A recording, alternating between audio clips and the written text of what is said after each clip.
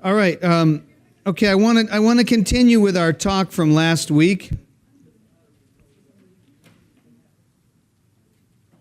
And just do an overview of something that maybe is interesting to some of you, but I want to go over. We'll go over again just this org chart. What is this up on the top? Is that what? I don't. Maybe. That remains to be seen. This is the grand finale. Yes. What is this up here? The appeals board. What is the appeals board for? 2 reasons.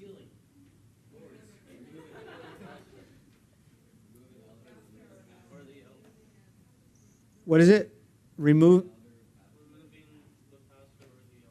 Removing the pastor or the elder. Under what condition does the dotted line become solid?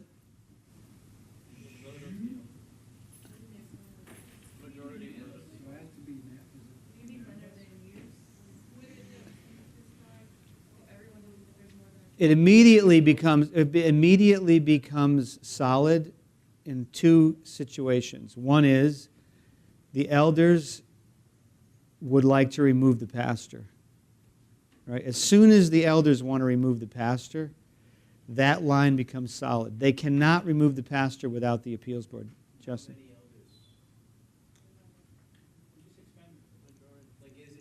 Yeah, the majority of the elders, yeah. Yeah.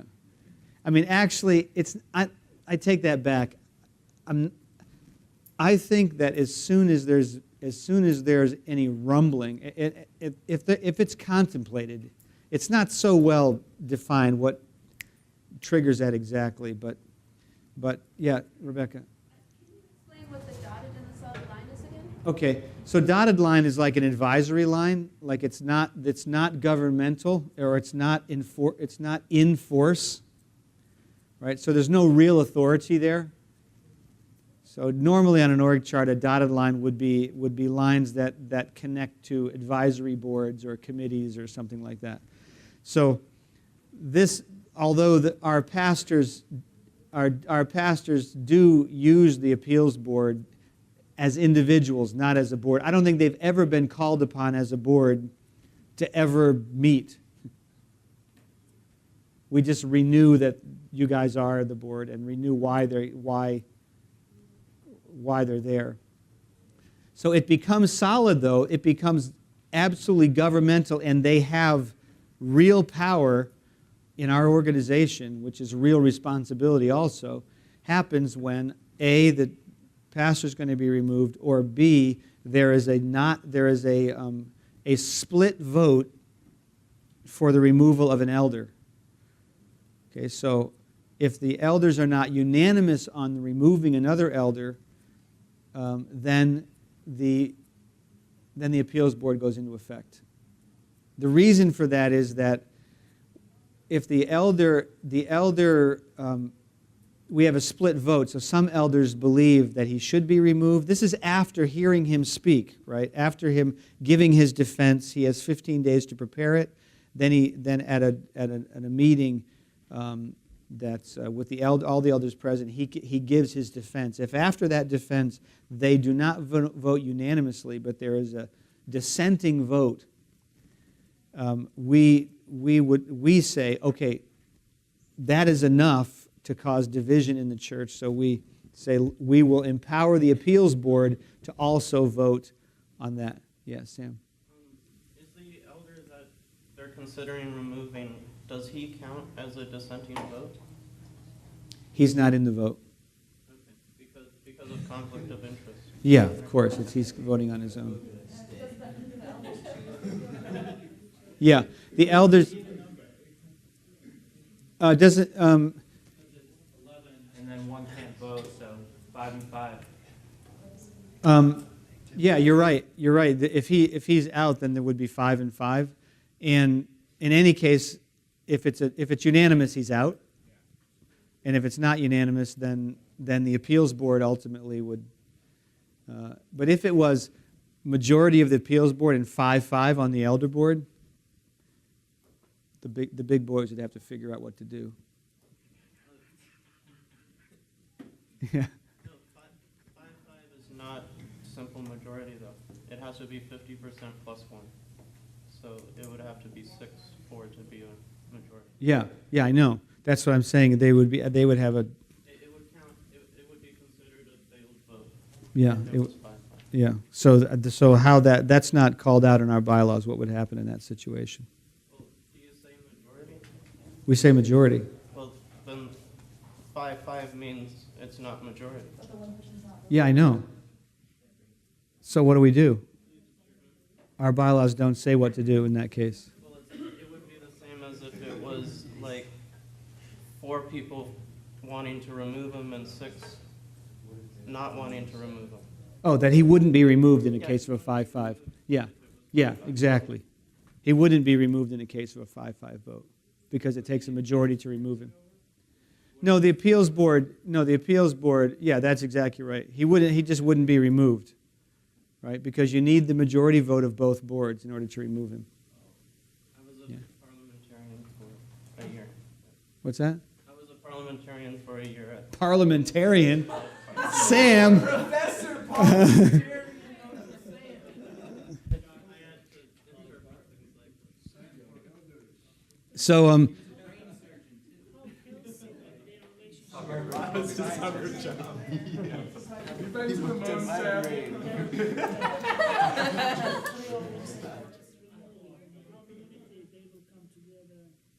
I would think that because of the constitution of the elder board and the type of people that are on the elder board, especially our elder board that is very experienced now at doing elders' work, having to deal with marriages, making very bad decisions, very difficult decisions, and removing ordinations, and there's a lot of really, really difficult stuff that they've had to work through. I would, if the evidence really wasn't there, I don't think people would. I think that they would honorably and amicably decide. It would be obvious based on the evidence, and if it wasn't obvious, they don't have a heart to remove anybody. So, but we are. What we are looking at right now is terms. You know that the trustees have a 1-year term, right? So every year, the head trustee, right, Bob Colban, right, who is the only trustee in the history of our ministry to also be an elder, he is the president of the corporation, which is what the chief trustee is. He's the president of the corporation. He's the only one that could be removed at any time by the elders without. They can remove him if they want to. All the other trustees, they cannot remove unless outside of misconduct or not acting according to the bylaws, which is to be a man of God. But our terms expire every year, so that elders have to choose us back every year. So it makes it easy. They don't have to remove somebody. They could just not put them back on the board, which has happened one time so far. It's still not an easy thing to do, because obviously, in a sense, they're being fired, but there's no pressure on the elders to reappoint the same people. And we as trustees talk about it all the time. At the end of our term, we're done. It's not like, oh, I want to be here. Oh, I have, I should be here. Oh, why did they get rid of me? It's like, guys, our elders put us here at their good pleasure, based upon what they believe to be good reasons. We don't have to be here. We're happy. Like I think Pastor Chris said yesterday, it's an honor to serve this great church. It's not a mandated honor or an expected honor. Yeah, Mohib. We are a big church. There are any more elders, or? Very good question. Did I explain that last week? Yeah. The reason we're adding is because of a conflict of interest. Right. The majority of our board now, 5 of the 5 of the 7 are employees of the church, which means they're making decisions that they could all benefit from. Budgetary decisions, policy decisions, etc. So to do away with that conflict of interest, you have to have the majority of the board has to be non-employees. It can go as high as 21, but we opted. Pastor Schaller could have said, let's take 3 of the guys. Let's add 1 and take 3 of the guys and just make them a committee member or make them an advisory board or something. But they decided we want to leave all of us here. Like everybody really needs to be here. So they added enough non-employees to eliminate the conflict of interest. It's true with the trustee board also. You know, we have 3 that are non-employees and 2 employees. You know, it's even more critical with the trustee board because we're directly determining salaries and Pastor Williams, right? Pastor Mike Williams. Yeah, you know Mike Williams, yeah. Yeah. Okay, so what I want to do is just to take a look at what we didn't talk about. So we went over this whole thing before. You get this whole, and this is of course the church. But I want to take a look at what the process is for electing a new pastor. Okay, and we have learned obedience through the things that we've suffered. So we've learned through our process that we went through of what has to be in there. And, you know, did I already talk about this? Okay. I don't think I did. So Pastor Roger Stanger, right? Pastor Roger Stanger was voted by the elders to be the pastor of this church. Okay, nobody expected it. He wasn't what we considered, he wasn't on the ballot. We really thought it was between Pastor Schaller and Pastor Steve, which is ultimately the way it ended up. But anyway, he came out of the blue. The elders, for their own purposes, thought that Pastor Stanger could hold things together because it was a perfect storm, and there was a lot of people. The IAGM, you know that acronym? Right, International Association of Grace Ministries. It's what the guys who left here became. And they had an association model of how to run the ministry. Maybe we could go into that at some other point, but the point is that a lot of guys wanted to leave. They thought that Pastor Roger could hold it all together, that he could just stand between us and hold all the pieces together. So what Pastor Roger said, okay, he wasn't so keen on doing it. He thought it would be temporary. I mean, he was like put in a hot seat, and he prayed about it, and I guess God gave him a green light. Okay. Maybe I could do some good, So he told the elders, I'm not going to be the pastor until I ask this congregation if they want me to be the pastor. So we had a ballot kind of thing. It was on the seats on a Wednesday night. In the same breath, he did it for the offering. It was Pastor Marr who did it. Talk about whipping up a bee storm. Oh my goodness. So he gets up to take the offering. And instead of taking the offering, he does take it after he says this. He takes the offering because he wants to put the ballot in the offering bucket, So he says, the elders have voted unanimously. First of all, Pastor Stevens has been removed. Nobody even knew. Okay, so some people started weeping immediately. Pastor Stevens has been removed. And the elders have voted unanimously for Pastor Roger Stanger to be the pastor. What we would like you to do, on your seat, there is a ballot. On there, you can say, do we agree with the elders or not? Right? That was the question. Do you agree with the elders or not? So maybe there was a write-in. There was some other question. Anybody? Do you remember, Dennis, what the other question was? Were you there at that Wednesday night? Okay. So So then, do you agree with? There was already a firestorms happening. I mean, we had already. This was like an attack from 5 directions. So people got up. We want Schaller. I mean, it was like, all right, here we go. Wednesday night service. Like it was pretty incredible night. But anyway, the point was that what Roger Stanger said doesn't exist, which he found out later, which some of the elders who were kind of interpreting things knew.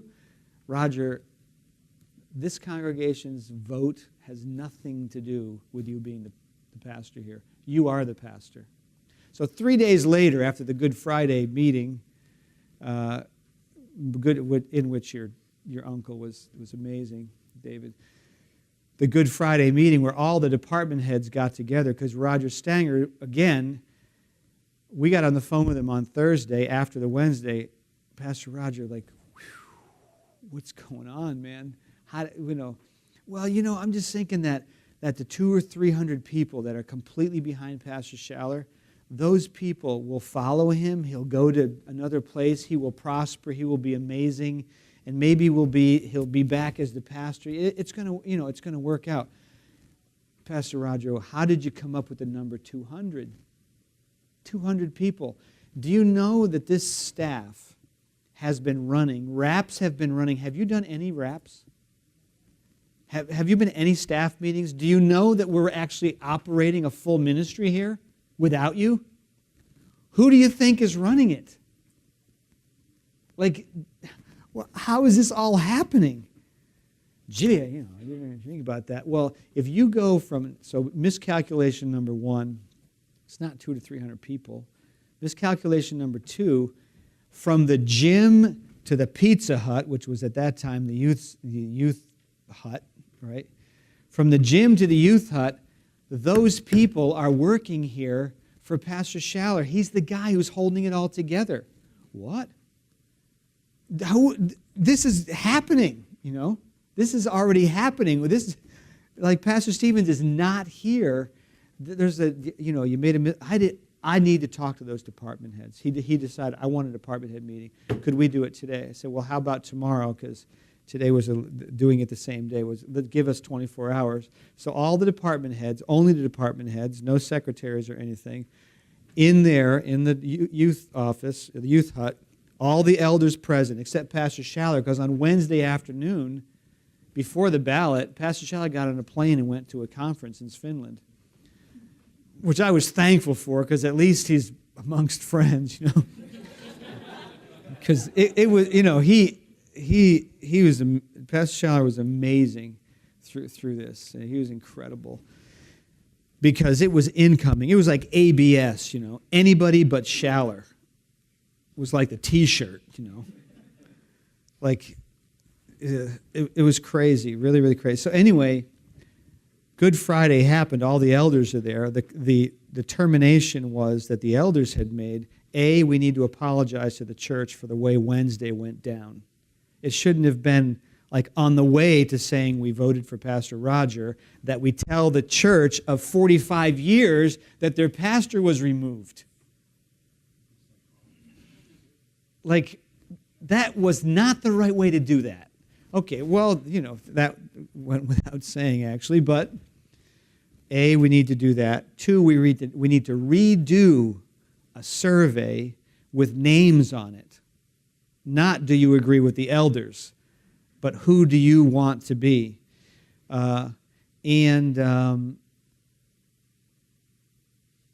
Public apology and the ballot. I think maybe those are the 2 things. So Pastor Roger left there saying, okay, I'm out of here.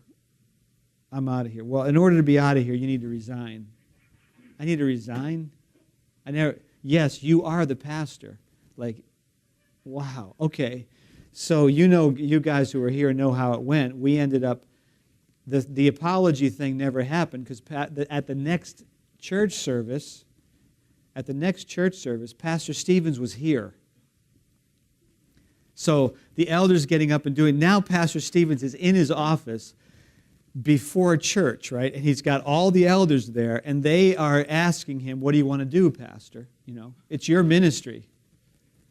It's like none of them had the guts to say, Pastor, you're fired. You can't do this. We fired you. They didn't say, Pastor, we didn't know. We heard you were sick. It's like, you heard I was sick. Are you kidding me? Yeah, but Pastor was saying, you didn't, that's what he said, you didn't hire me. You can't fire me, you know. None of them stood up to say, Pastor, you are fired. You can't do this. Instead, Pastor got up and said, listen, I'm going to take over the ministry in short time. I just got to get better. Pastor Schaller's the point man. While in my absence, Pastor Schaller's the point man. Pastor Steve and Pastor Shabelli are his assistants. So then it was like, okay, done. That's what it is. Yay! Pastor Schaller's a pastor, you know. People calling Finland, Pastor Schaller, you're the guy, you know.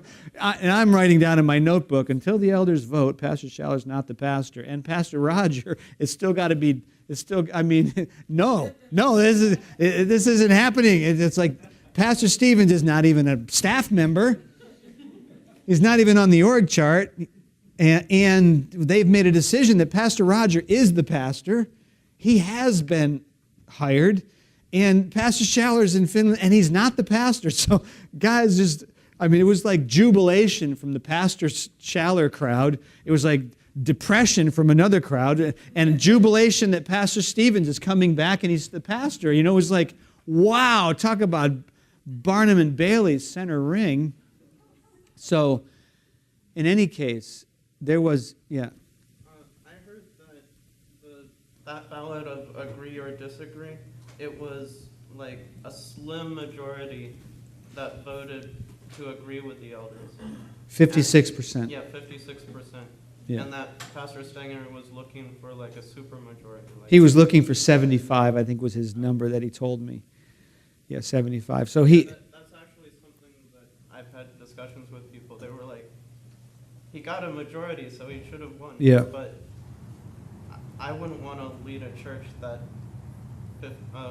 44% were against me. Yeah. I mean, it's amazing. But the ballot didn't say, do you want Roger Stanger to be the pastor? The ballot said, do you agree with the elders? You know, in a church where disagree with the elders? Do I, lose all my Bema Seat rewards for that? Or just those from here on in? Or yeah, it was kind of a funny question. So anyway, so we learned a lot. We really learned a lot, and we took a lot of elements. So I'm going to, in 2 minutes, tell you how it goes. Okay. So the first thing, depending on how it happens, if Pastor Schaller dies, then we start 30 days after he dies, because we leave 30 days mourning to take care of a really big drag, which we can't, this almost happened. Pastor Schaller, his surgeon said, when he was in the hospital before he got his stent, it could happen anytime. A massive heart attack, and we're just praising God that he's here. Hallelujah. Because that would have been really bad. Yeah, it would have been a drag. Major drag.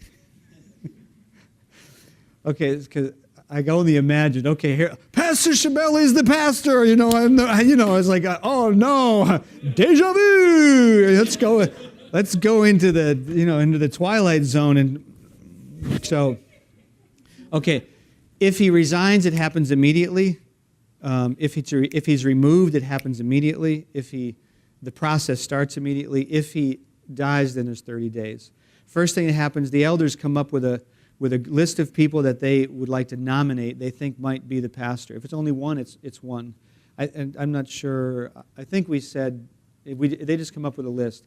Then they mail every person in the church that's, I'm not sure if we gave an age. I don't think we did. We just said that they do a mailing to the church and ask for a written opinion of what the church thinks of those nominations. After they read those letters, that's a 15-day period to mail them and get them back. After they read those letters, then they will have a vote. the elders will vote and decide which, based on already kind of knowing the temperature, which of those pastors they want to elect.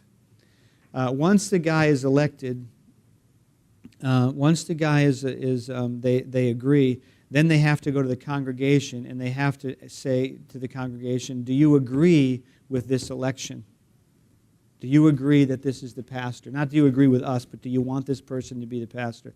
If the congregation, simple majority, 51% of the congregation says yes, then the elders go back into session and they vote unanimously for the pastor. If they do not vote 51%, then the elders have a choice to make. They can either try to talk to the congregation and say, here's why, we understand, and they can do another survey and get it to be 51%, or they can reconsider and maybe we have another pastor. So you can see the person who oversees all of this is the vice chairman, which is Pastor Schiavelli. He would immediately be the interim pastor. But it is an interim pastor. And once the new pastor is appointed, then the appeals board and once he is appointed, the pastor chooses 2 out of all the elders that he wants to have as his elders. Right? So all the other elders have to resign. Right? They automatically resign. The reason for that is so that pastor, whoever it is, that pastor can choose his own elder board. He doesn't have to live with the one that was, like Pastor Schaller did. The same elder board that we struggled with to try to make it sane, that was his elder board. And that's how he was supposedly going to try to move forward. It was very difficult. It was very difficult. While people are leaving, people are leaving their posts and wow. So we said, let's, Pastor, choose 2, or pastor, whoever, choose 2. Everybody else resigns. Then you can build your elder board how you want to. And same with your appeals board.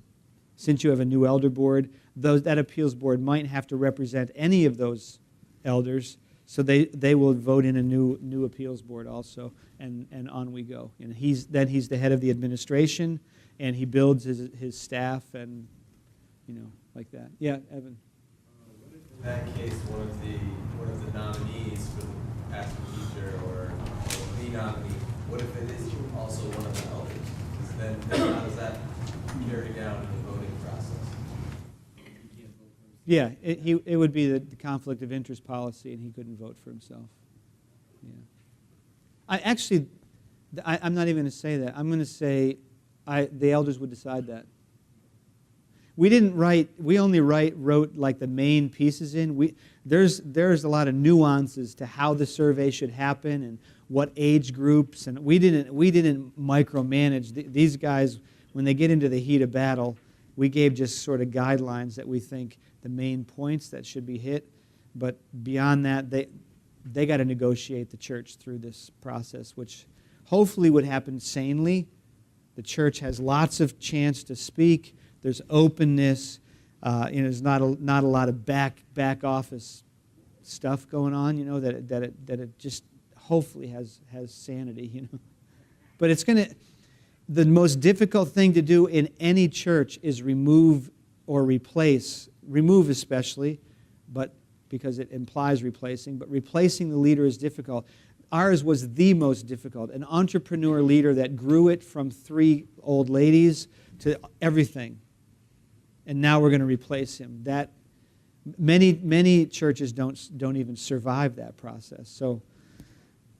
So praise God for the maturity of the body here, and it's amazing. There are people who came during the storm, like welcome to the greater grace, and they didn't see all kinds of fighting and all of that, because generally the people on this staff and the people in our church were honorable. Now the internet, you stick your head into the internet, and it's like sticking your head into a cesspool blender. There's some good stuff in the cesspool. Stuff gets thrown in there, but there's a lot of stinky stuff too. It was a pretty treacherous place. But in general, people were. It was don't speak evil, Don't speak evil. Yeah, Sam. Isn't there the pattern has been that there's a major attack in this church every 10 years or so? Like there was Don't even say that.